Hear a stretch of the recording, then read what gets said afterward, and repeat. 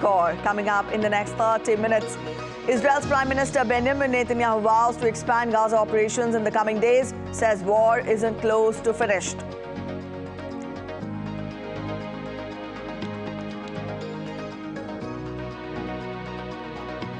On a visit to Moscow, India's External Affairs Minister Dr. S. Jaishankar discusses connectivity, multilateralism, regional conflicts with leading representatives of Russian strategic community.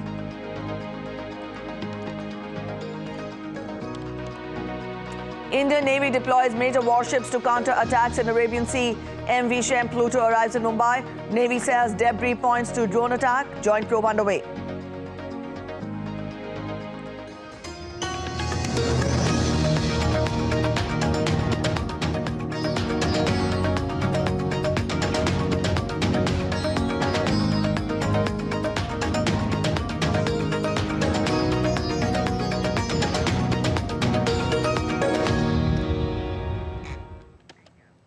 Israeli Prime Minister Benjamin Netanyahu has vowed to continue fighting against terror group Hamas until the end. Netanyahu, accompanied by Deputy Chief of Staff Major General Amir Bahram, spoke with soldiers and commanders in northern Gaza on Monday.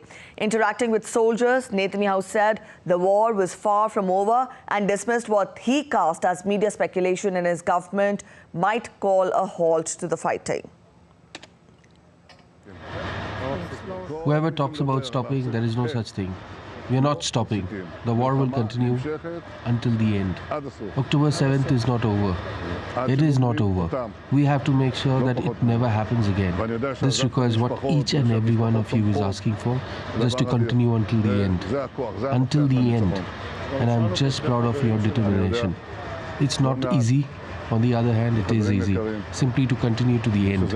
I salute you like this.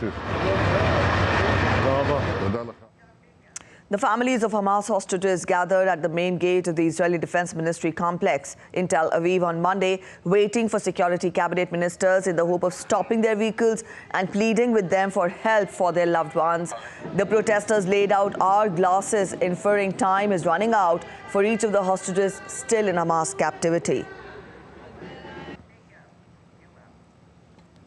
Meanwhile, an Israeli airstrike outside the Syrian capital Damascus on Monday killed a senior advisor in Iran's Revolutionary Guards. According to sources, the advisor, known as Saeed Raza Mousavi, was responsible for coordinating the military alliance between Syria and Iran. Iran's state television interrupted its regular news broadcast to announce that Mousavi had been killed, describing him as one of the Guards' oldest advisors in Syria. It said he had been among those accompanying Qasem Soleimani, the head of the Guard's elite Quds force, who was killed in a U.S. drone attack in Iraq in 2020.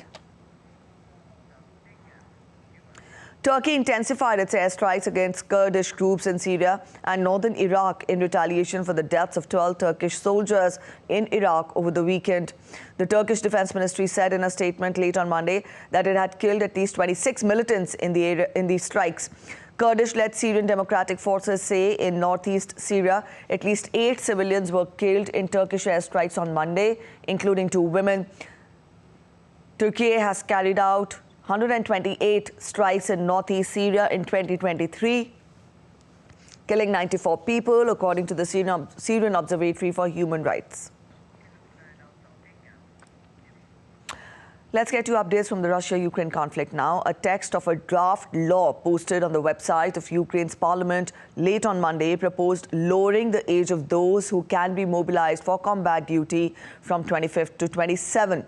The draft text detailed which Ukrainian citizens would be subject to enrollment for military registration of conscripts and said that it would apply to those who have reached the age of 25. The proposed change comes as Ukraine's 22-month-old battle against Russia drags on. On Sunday, Ukraine and Russia exchanged claims over downed military aircraft, and on Monday, Ukraine denied Russia's claim that its forces had seized the regional center Mirenka in eastern Ukraine. An explanatory note signed by Defense Minister summarized key provisions of the draft law, saying they included the change of conscription age from 27 to 25 years. President Volodymyr Zelensky told his end-of-the-year news conference on December 19th that the military had proposed mobilizing 450,000 to 500,000 more Ukrainians but that it was a highly sensitive issue that the military and government would discuss before deciding whether to send the proposal to Parliament.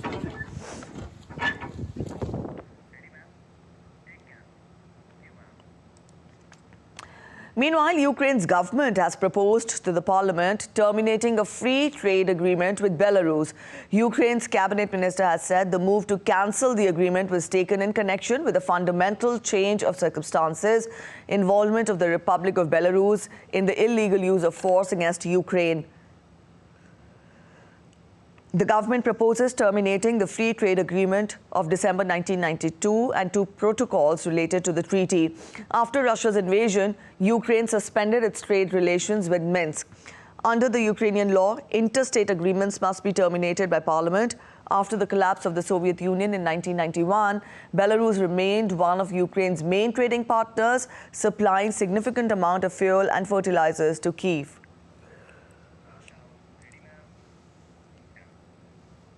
In Serbia, several thousand people gathered in front of the Central Election Commission building in Belgrade to protest over an election earlier this month that international monitors said was unfair. The protesters marched to the main police station where they believed those detained by police were being held. Police said 38 people had been detained during and after an opposition protest over election results.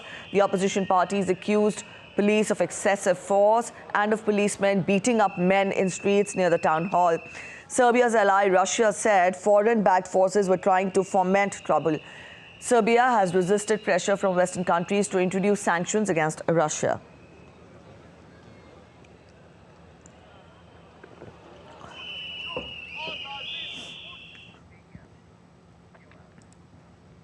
The Kremlin said that foreign-backed forces were trying to foment unrest in Serbia over parliamentary and local elections.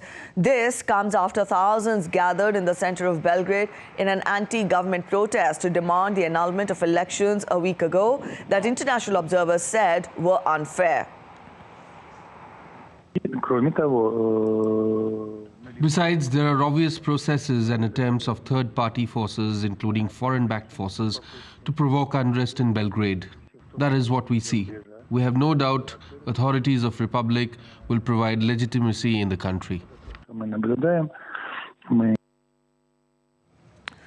Russian opposition leader Alexei Navalny has been tracked down to a penal colony which is north of the Arctic Circle after supporters lost touch with him for more than 2 weeks now. Navalny spokeswoman Kira Yarmish said Navalny was now in the IK3 penal colony in Karp in Yamal-Nenets region. Yarmish said it will now be harder for lawyers to meet him in his new home, which is known as the Polar Wolf Colony, considered to be one of the toughest prisons in Russia.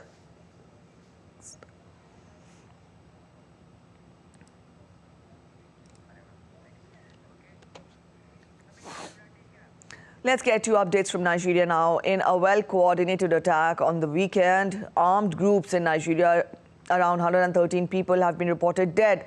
In the worst outbreak since May this year, the death toll, which was 16 till Sunday, has crossed 100 now, according to local officials, in a series of attacks throughout the country. The immediate cause is yet to be ascertained, but the major reason is the persisting religious and ethnic tensions.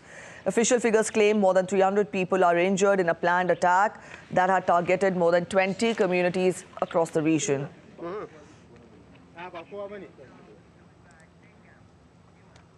Migrants in the south of Mexico made their way through the state of Chiapas after setting off in a U.S.-bound caravan. The group, which included citizens of Central America and the Caribbean, walked on the side of the roads to the town of Huizia. Some carried children in their arms to avoid being left behind. Local authorities had estimated that the average number of people per day was around 8,000.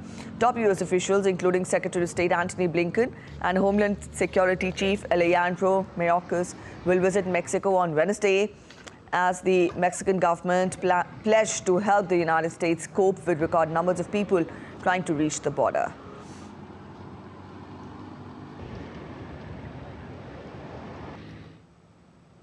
Kalman's Bavarian town was flooded on Christmas Day due to heavy rainfall, causing the river Naab to burst its banks. Emergency services secured boats, property and pumping water out of cellars. The river's water level rose above 3 meters and is expected to exceed 4 meters in the evening before receding. Nebraska residents experienced a white Christmas after a winter storm brought freezing rain and snow, causing blizzard conditions from the central South Dakota into the state. The National Weather Service expects wind gusts of 35 miles per hour and additional snowfall of up to an inch, warning the residents that snow could reduce visibility and cause road whiteouts. London's top architects are constructing a futurist gingerbread city at the annual 2023 Gingerbread City competition. Over 50 architects, designers and engineers will use cooking ingredients to create a tiny city focusing on water and its use. The event, which runs from 2nd of December to January 7th next year. Up next, we're heading for a short break, but still to come on this edition of DD India Live, we will get you weather updates from across the world ahead. The largest ever outreach by the Indian government, the Viksit Bharat Sankalp Yatra, is continuing in various parts of the country. India to play its first test in 5 months against South Africa at Centurion on Tuesday.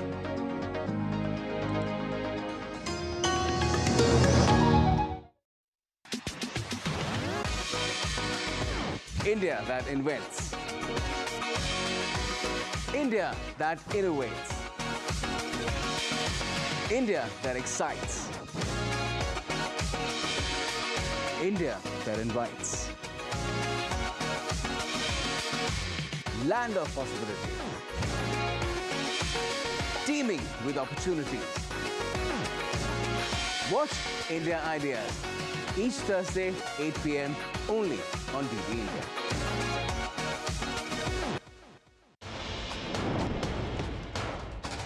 Wherever news breaks, whatever it takes. Connecting corners, cutting across continents. Stories that matter from across the globe. Accurate, authentic journalism that serves you right. From politics to glamour, from sports to world affairs, with a fusion of aesthetics and substance. Introducing news in a new avatar. Experience the world through a new lens. Stay tuned to DD India for an exciting journey beyond borders.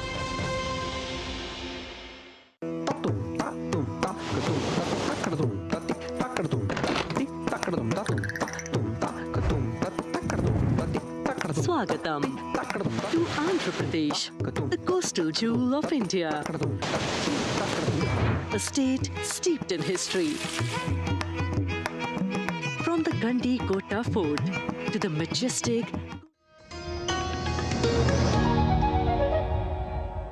Welcome back after the break. You're watching DD India Live and I'm Preeti. Let's get you more international updates. So before that, we'll get you more about External Affairs Minister Dr. S. Jaishankar's visit to Russia. He held a meeting with leading representatives of the Russian strategic community in Moscow on Monday.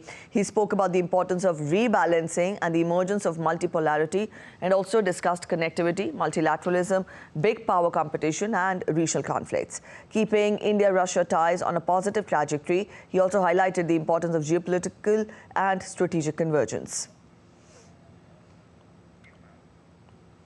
MV Chem Pluto, the Liberian-flagged chemical tanker which sustained damage after a suspected drone attack last week, arrived in Mumbai. The ship had 21 Indian and 1 Vietnamese crew member. An Indian Navy spokesperson said the Indian Navy's explosive ordnance disposal team inspected the vessel and made an assessment of the type and nature of the attack. Navy said preliminary assessment pointed to a drone attack on the India-bound merchant vessel, which arrived in the Indian city of Mumbai on Monday afternoon. Meanwhile, the Indian Navy announced the deployment of guided missile destroyers to maintain a deterrent presence in view of the recent attacks in the Arabian Sea. Iran has denied a U.S. claim that a drone launched from Iran had struck a chemical tanker in the Indian Ocean. The Pentagon said that the Liberia-flagged Japanese-owned and Netherlands-operated Chem Pluto ship was hit 200 nautical miles off the coast of India. Responding to a question about the attack, a spokesperson for Iran's foreign ministry said that the U.S. accusation is baseless. The reaction comes a day after Pentagon said that a drone launched from Iran had struck the vessel in the Indian Ocean. There were no casualties as a result of the attack, and a brief fire on board the tanker was extinguished. A charter plane carrying around 300 passengers, primarily Indians, that had been grounded in France for 4 days has finally arrived in the western Indian city of Mumbai. The Nicaragua-bound flight, operated by a Romanian company, was detained at Vatry Airport near France. The plane eventually departed from Vatry Airport around 2:30 p.m. local time and landed in Mumbai shortly after 4 a.m. on Tuesday. Thailand's Constitutional Court held a hearing to consider a petition filed against the Move Forward Party and its former leader, Pita Limjaroenrat, claiming that their election pledge to amend Section 112 of the Criminal Code or the law is tantamount to an attempt to overthrow the country's constitutional monarchy. The petitioner claims that its objective is to prevent the Move Forward Party from trying to amend the law, which may destabilize the monarchy, adding that if the court rules that this petition is justified and orders the party to stop its attempts to amend the law, it will be the responsibility of the Election Commission to dissolve the party. The next hearing is expected at the end of January or early February.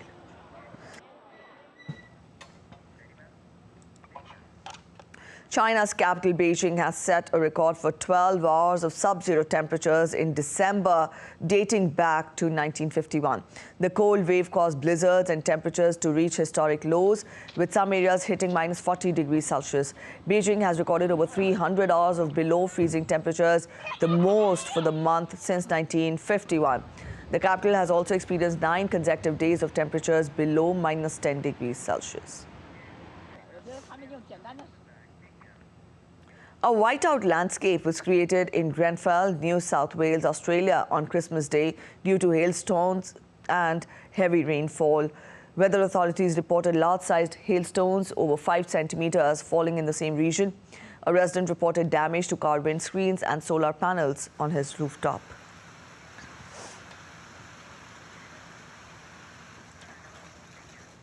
Back home, Viksit Bharat Sankalp Yatra is being undertaken across the country with the aim to attain saturation of flagship schemes of the government through ensuring the benefit of these schemes reach all the targeted beneficiaries in a time-bound manner.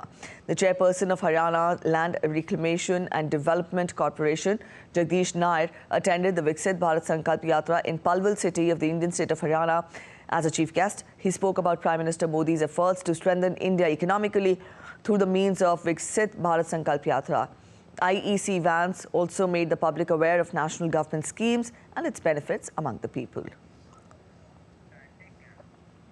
Adding another pride in nation's roots, Indian Navy is all set to commission its largest stealth-guided missile destroyer, Imphal, at the Naval Dockyard in the western part of the country, Mumbai. Imphal is a cutting-edge warship designed by Indian Navy's Warship Design Bureau and constructed by Mazagon Dock Limited.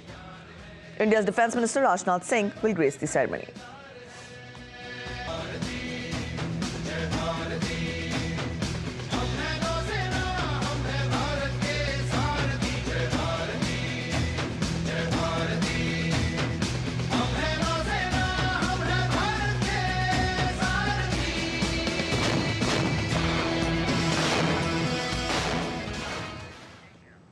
A quick look at other stories making it to the headlines from across India. A raging fire engulfed Kulu's Patli Kuhal forest in Himachal Pradesh, as captured in a video depicting towering flames devastating the woodland.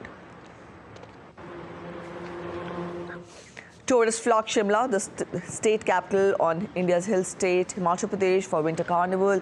The city's first ever running for a week until January 5th, aimed at reviving tourism and boosting the Queen of the Hills charm.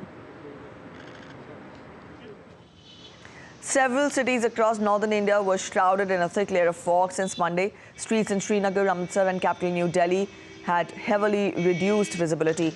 In an update on social media platform X, the Indian Meteorological Department said dense fog was likely to persist over parts of northwest and central India over the next 3 to 4 days.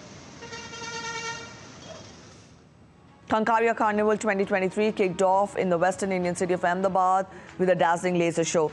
The show was part of the annual week-long festival in Kankaria Lake with diverse events like fireworks, lighting shows and local celebrity performances featuring a laser show themed Viksit Bharat Sankalp.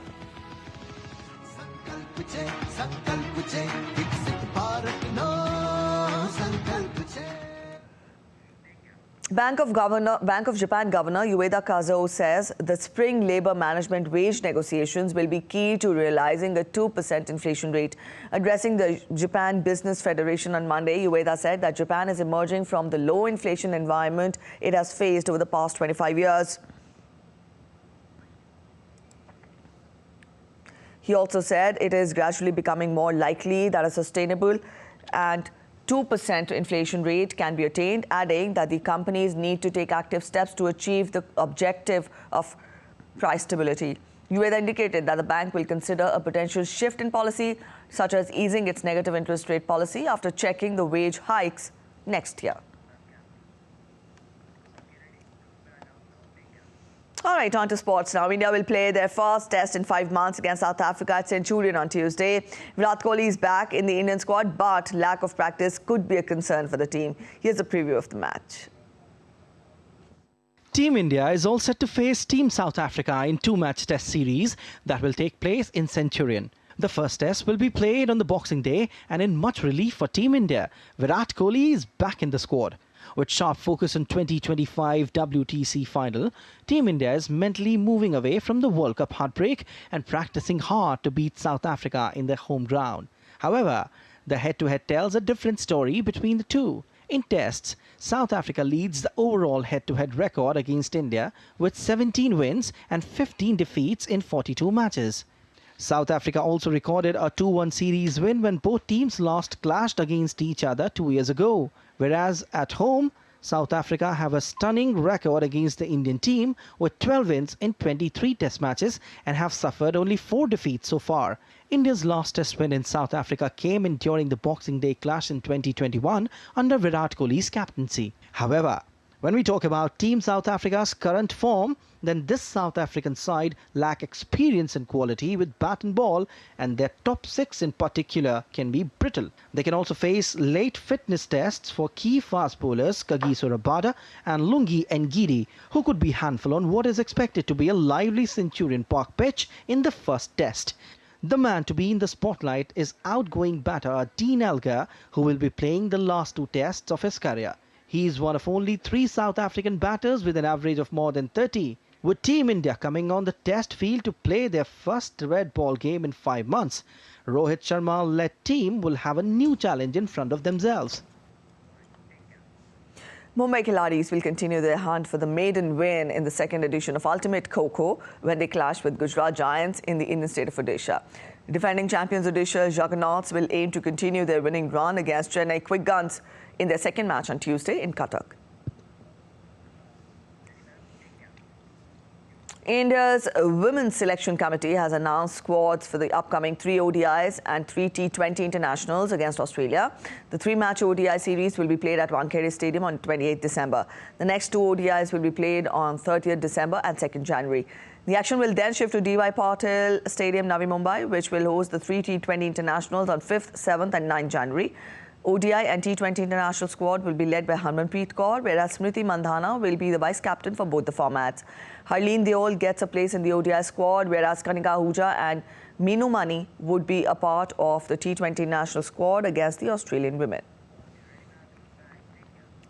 Residents in Tehran embraced Christmas festivities, with many hoping for peace in the world amid the various geopolitical conflicts. Although the Christmas holiday is not officially celebrated in Iran, the recent footage showed increase in festive decorations in the predominantly Muslim country. Shops in Tehran and Isfahan city were seen loaded with festive treats, Christmas trees and Santa dolls.